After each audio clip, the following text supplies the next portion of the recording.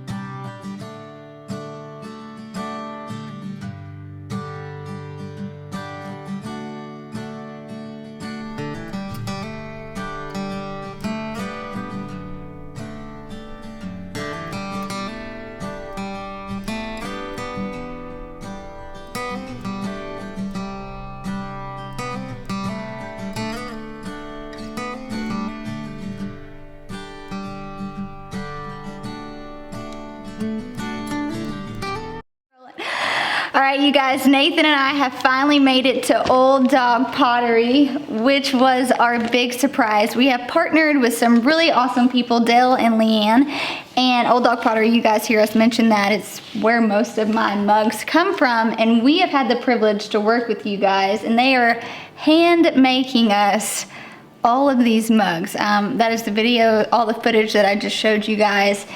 It's really special because one, this is a big project, so I appreciate you guys first of all saying yes, they would tackle this, but it is going to be limited quantity because it is the two of them making all of these mugs. So we're gonna have 300, which is what this video is for, is to set your reminder tomorrow at 10 a.m. Central Standard Time. All the details will be in the description. You can hop on our website and purchase them. However, since these are all handmade and it takes a lot of time, we are only able to do this in the batch of 300, and this was their like big end of the year project. So if you want one, you need to get it or there will not be any more available. But I wanted them to kind of tell their story because we choose to partner with people not just willy-nilly. You know, we build relationships with these artisans and they're now our dear friends. We've known them for, Lord, maybe a couple years now? Yeah, a couple years, and we've just been able to get to know them better and really just appreciate what they have mastered over here in their pottery game. Nathan's really impressed. He wants to do pottery now. So I know, they're rubbing off on it. Someone to take over the family business. Absolutely. And so it is important for us to partner with people that we feel passionate about the work that they're doing, and my work and my passion is gardening and theirs is pottery, and I think they do it really well. And so I just want them to kind of take a minute and tell their story, their journey. What struck this passion in you guys to become potters? How long have you been potters? What do you love about it? What are some of the challenges behind it? Well, I think I'll go first because probably I first began making pottery when I was in high school, and I didn't really take the pottery all that seriously, but I did want to be an artist. And so I just took an interest in it and set it aside, and eventually I went to college and decided on something else. I was going to be a painter or some sort of 2D artist, but found my way back into the clay studio and just fell in love with it. Pottery is one of those things that some people can take to it really quickly, and others it might be a little bit more of a challenge. But in the end, I met the love of my life, my husband, my partner of I don't know how many years now, 45, something like that. Long time. That's what we're aiming for. Who also was in the pottery studio. So anyway, from there. So as Leanne said, we met in college, and as time went on, we started working together, and this started around 1975, 76. We finished college, and then in 1980 we set up our first pottery, which was Hardy Pottery in Hardy, Arkansas, and had a studio there and a retail store. But we reached a point with that, we decided we just wanted to leave that retail behind, and decided to start a new place. And so we sold that business and decided to call the new place Old Dog Pottery. And the name was an homage to an old dog we had, Wilma, for many years. But it also was a term just about, can we learn something new? Old dog, new tricks. And so we changed things when we got here, and so we have still been learning to do what we do. And it's been quite a journey. So.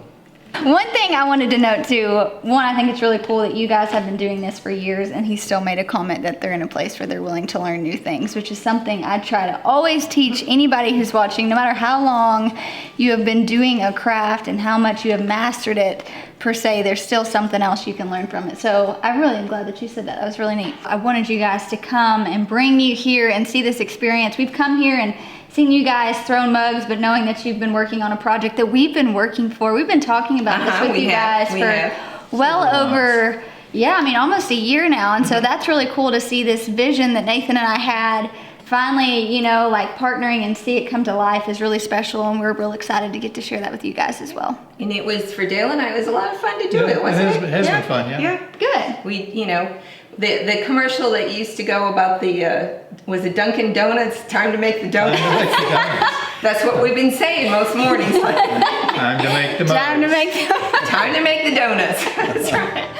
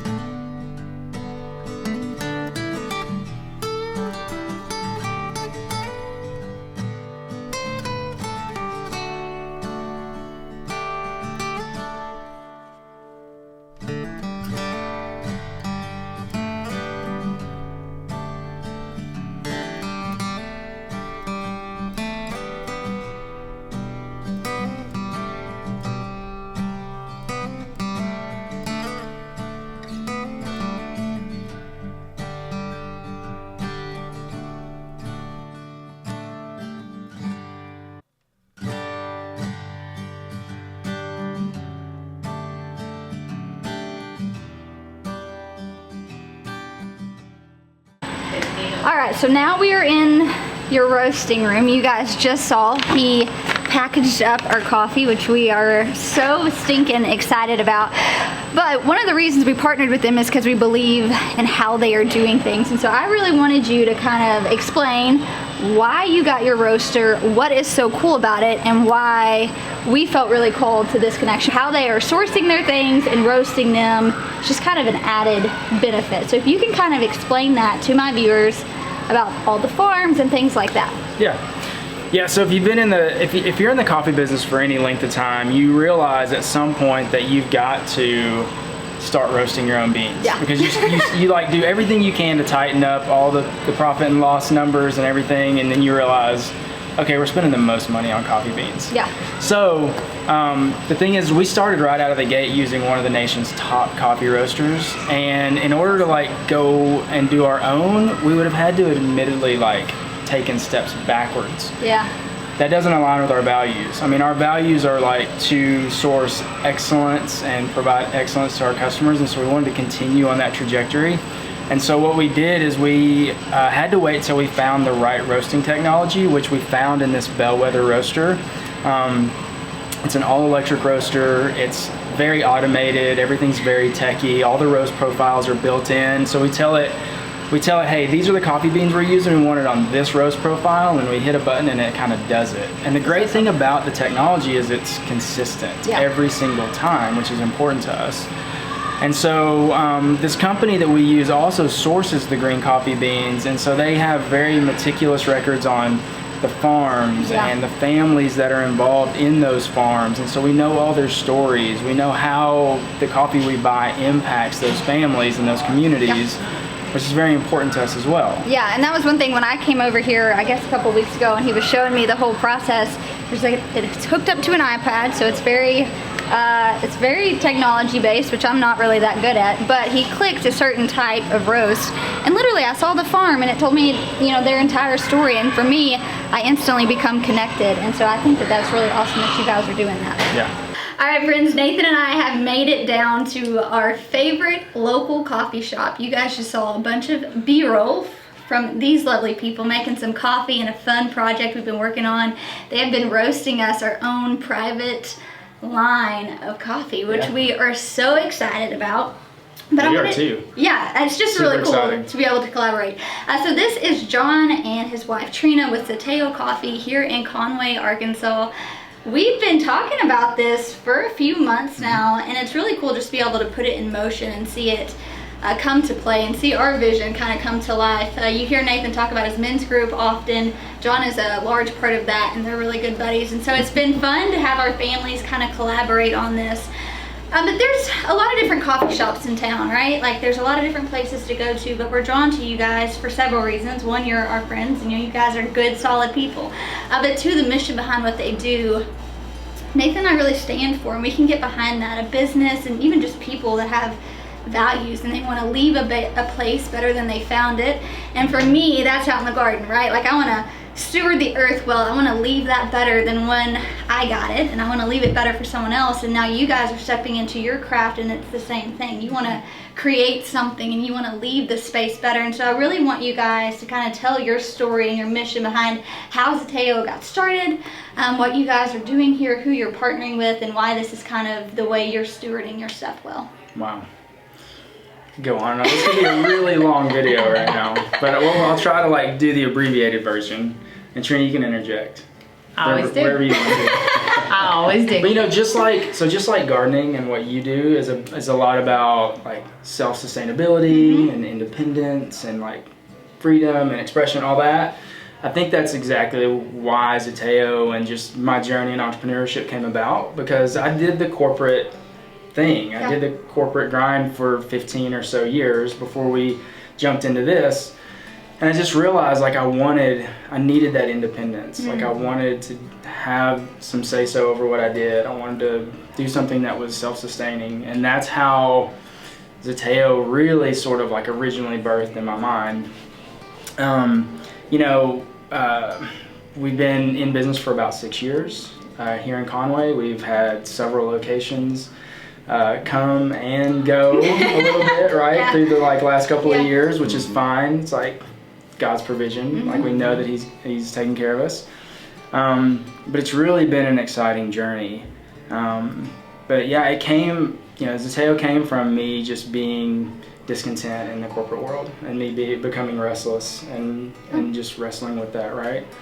And that's actually how Zeteo was named. Was the meaning of Zeteo is a Greek word that means to seek, to search, to crave. Oh, that's so good. yeah, That's so that's where I was like in life, reflective. right? I was just craving Yeah. like something more, but I was like having to seek it out. I was having to search for what it was. And yeah, somebody told me the name Zeteo, and then I looked into the meaning, and I was like, oh man. Like, honestly, from a branding and marketing perspective, it's the worst name. Yeah. It's like if we still had phone books, right? It's at the end of the phone book. Yeah. Nobody can pronounce it, right? Yeah. Everybody says Zeteo or Zetos. Or if you Google local coffee shops, Conway, Arkansas, you're probably last on the list. I don't think we are, because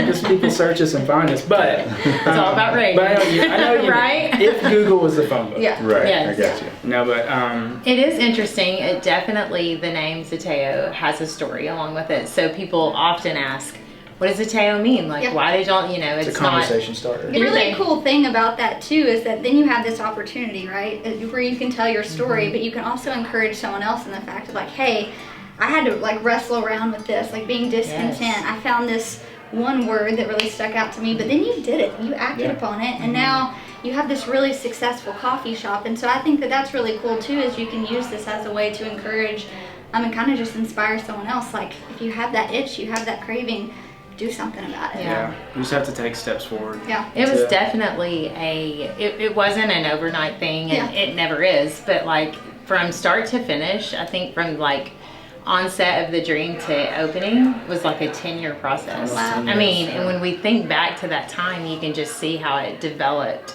out of just those little seeds and dreams that God has given us in the process. So it's been a journey. It's been really fun.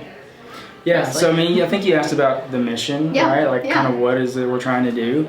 So I mean, what's really important to us here at Zeteo is the customer experience.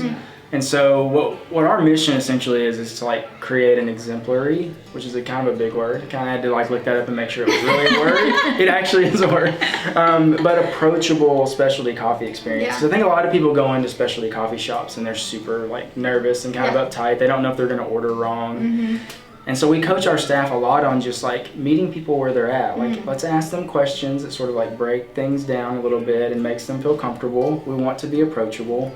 And so the customer experience is the most important thing to us. I mean, we're pretty confident that we're serving high quality, good tasting coffee, but we want to make sure that we leave people feeling a certain way. We want to make sure that we leave them feeling like they were seen, they were taken care of, like they were comfortable in the space that they came into, and they left wanting to tell people about it. So that's one of really the things that I've always said, is, you know, you can give somebody a mediocre product, which thankfully we have an awesome product, but they remember how you make them feel. Right. Oh yeah. And so based on that experience, they come back. And for us, part of just the whole dream and the whole vision of Zeteo was the relationship. It wasn't really, like we didn't even really start dreaming about Zeteo based on coffee. We dreamt about the experience, you know? And so it was funny because I remember when he first asked me to pray about it. First of all, I'm a little hard-headed sometimes. And I was like, preach. Yeah, you don't know anything about that, do you? And I was like, no. Why? We don't even drink coffee. Like, legitimately wasn't super serious about coffee. But it was really the relationships that we wanted to see, and we wanted to foster that environment. And so it's just been so cool to see how that has led us to creating that same experience day in and day out. And now moving into new ventures and new things, you know, it's the same principle. It's the same principle. Because you can help people develop that experience at home. Oh yeah, absolutely. Which that's what we're is what you're doing. That's what we're trying to do. I love it. I love it. In that, so, you know, in wanting to create a great experience for customers, you know, alongside that trend, I also believe that giving is just a good way to live. You know, I mean, the Bible talks a lot about giving. There's a lot of like religious or spiritual teachings or, you know, things that talk about giving and the benefits that come from that. You know, you're investing in other people, you're investing in relationships, but there's also a return, just like sowing seeds, right? You're sowing seeds, good things, you know, into other people. There is a harvest. There is like a return that comes from that. And so, honestly, when we first started dreaming about opening a coffee shop, there weren't these like social businesses. There weren't businesses that had like social missions behind them. Right. But since we started, you know, the dream and like planning and all that, there were like certain businesses that popped up and showed us that, oh, it's possible to be a for-profit business that's, you know, earning money, but that also gives towards improving other people's lives. And so we, to make a long story short, we went on several mission trips, and we went to Africa a few times, and we saw firsthand just the amount of effort and energy that many times the women in the families put into women and children put into going to get water for their home. And it may not even be clean or just really quality water. And so we saw that, and like the dots started to connect for us. We were like, okay, we have to have a quality water to make good coffee. Like, our water is not tap water that's running through our machines. It runs through filters and softeners, and, you know, to make the coffee really good. And so we thought, you know, people in developing parts of the world have to have access to clean water for a quality of life. So it just made sense, you know? So we thought, well, we can give to an organization that that has a hand in providing clean water. So we looked around, we did some research. Trina stumbled upon a organization called Living Water International, and they go and they drill and restore water wells in developing parts of the world, just all over the globe. Oh, wow. And so the idea is that they go and they meet these people's physical needs first. They take care of their physical needs, and then an opportunity is presented to share the gospel or talk about the Lord, right? And so we thought, we're not really necessarily called to go and do that full time, but we can partner with an organization that does that. Yeah, that's On the good. daily, Through our business. Yeah. And so we started out determining that initially we decided we were going to, donate, I think like a certain percentage of profits. But then, if you've been in small business, you know that there's like ups and downs monthly, and sometimes you're profitable, sometimes you're not profitable. Yeah. And we In the beginning, decided, like part of giving in our minds is like it's a faith exercise. Yeah. And so we decided we were just going to give regardless of if we were profitable or not, and just see what happened, And so we decided to do that. Since then, we've began to give more like locally and to other organizations as well, because there's just opportunities to do that, and we think it's a good thing to do. Yeah. It's been really interesting too, because in the beginning when we started working with Living Water, we did solely just water giving, for water well restoration. A new water well, depending on where you are in the world, is anywhere from $15,000 to $25,000. That's a lot of profit, to come from a small business like this. So for us, we have been able to see some of those projects be fully restored. Like, they don't just drill, they do restoration of existing water wells too. That's awesome. So we've been able to see the funds that we've given and then get report back from Living Water on those wells being restored, and like specifically to the communities that they've affected. Like in Kenya, like we were a part of finishing and restoring a well there, which is amazing. Yeah. It's an amazing experience. But as we've seen that develop, we've also seen other needs that came outside of what Living Water does. And so we've been able to respond to those too. So I think really it's been expansive. Yeah. That was a beginning point for us. And then it's just kind of opened our hearts and our eyes to other needs that we can just step into. Are you okay? Giving me chills right here. That's Nathan's amazing. our crier. That's amazing. Oh goodness. So naturally, you guys can see it's not just about finding a cool coffee shop, right? Like that's not what we're about. It's about finding a couple who's been called and is following that calling. And by doing that, by doing what God's calling them to do, there's that overflow of abundance to where they're able to now partner with these different organizations. And that's what we feel like we're called to do. God has blessed us to have our life on this platform. And it's not just for us.